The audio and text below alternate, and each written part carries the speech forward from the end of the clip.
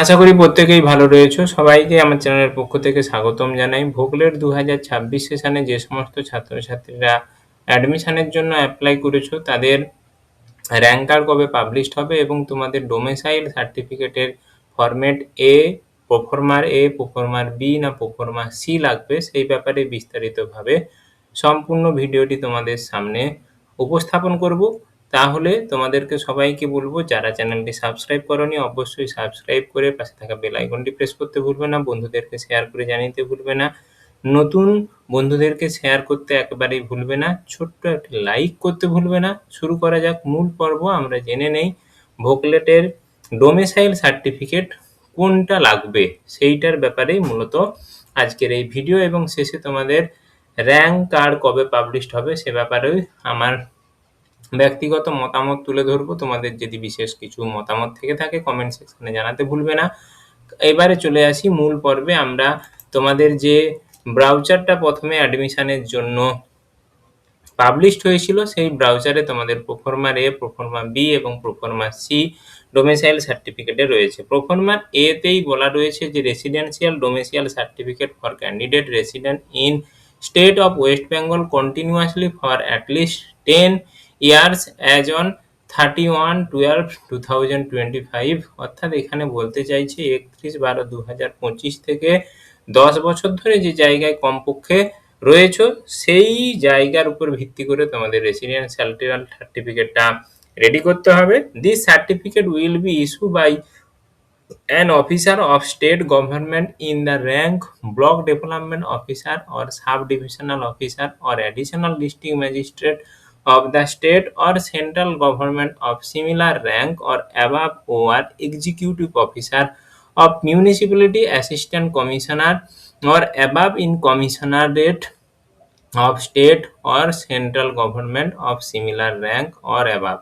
অর্থাৎ এখানে বলা রয়েছে মূল কথায় এই প্রোফর্মার এটা ব্লক ডেভেলপমেন্ট অফিসার বা সাব ডেভেলপমেন্ট অফিসার বা ডিস্ট্রিক্ট ম্যাজিস্ট্রেট যারা এ ক্যাটাগরির পদে রয়েছেন তারা কিন্তু এই সার্টিফিকেটটা ইস্যু করতে পারবে। সার্টিফিকেটে যে যে জায়গাগুলো রয়েছে সেগুলো তোমরা প্রত্যেকেই পারবে। এখানে ফটো চিটাতে হবে, এখানে তোমাদের সই রয়েছে।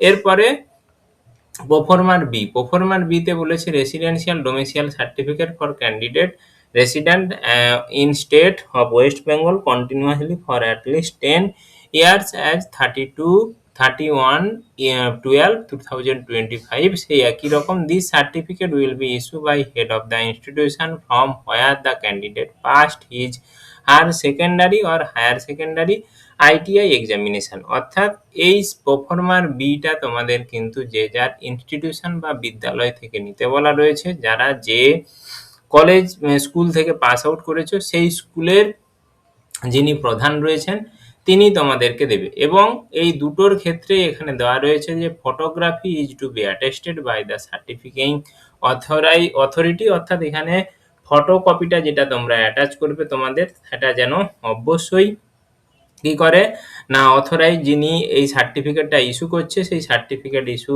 তিনি যেন অ্যাটেস্টেড করেন, এবং certificate authority should preserve A duplicate copy of the certificate. অর্থাৎ এর একটা ডুপ্লিকেট কপি যেন সেই বিশেষ অথরিটি যার কাছ থেকে নেওয়া হচ্ছে তিনি যেন রাখেন। অর্থাৎ তোমাদেরকে এগুলো দুটো কপি করে করতে হবে। একটা কপি যার কাছ থেকে নিচ্ছ সে বিডিও হোক, ডিএম হোক বা এসডিও হোক তার কাছে রাখতে হবে, বিদ্যালয়ের কাছ থেকে নিলে হলে বিদ্যালয়কে রাখতে হবে। এবারে প্রোফর্মার সিটা রয়েছে তোমাদের the certificate will be issue of officer of the state government.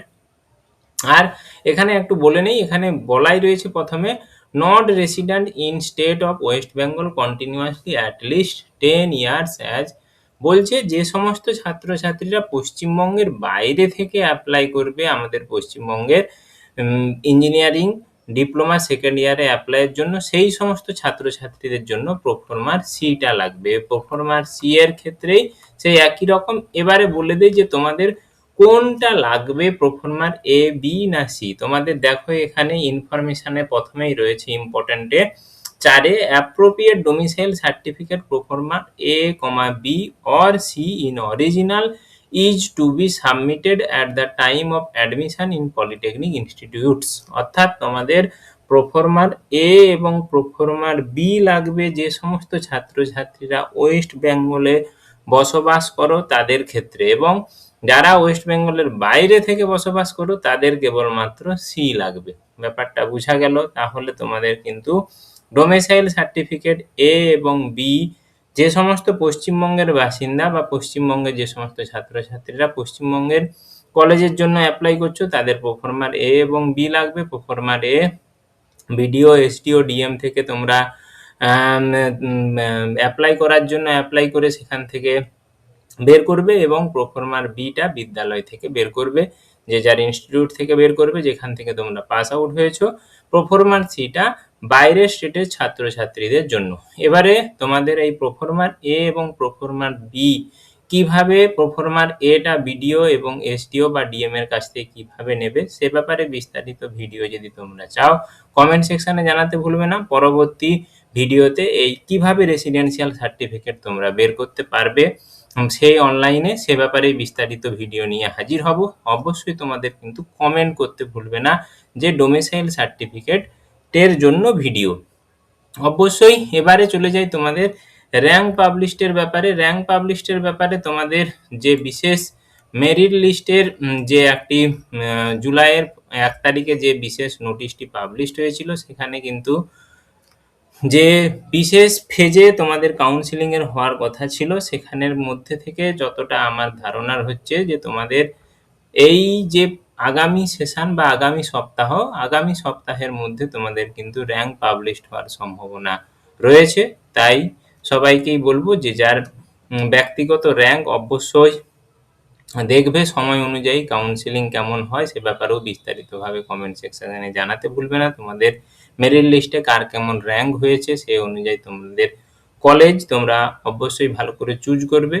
এবং বলছি যে ডোমিসাইল সার্টিফিকেটের জন্য যদি ভিডিও প্রয়োজন হয় অবশ্যই তোমরা কমেন্ট সেকশনে কিন্তু লিখতে ভুলবে না। ধন্যবাদ, নমস্কার।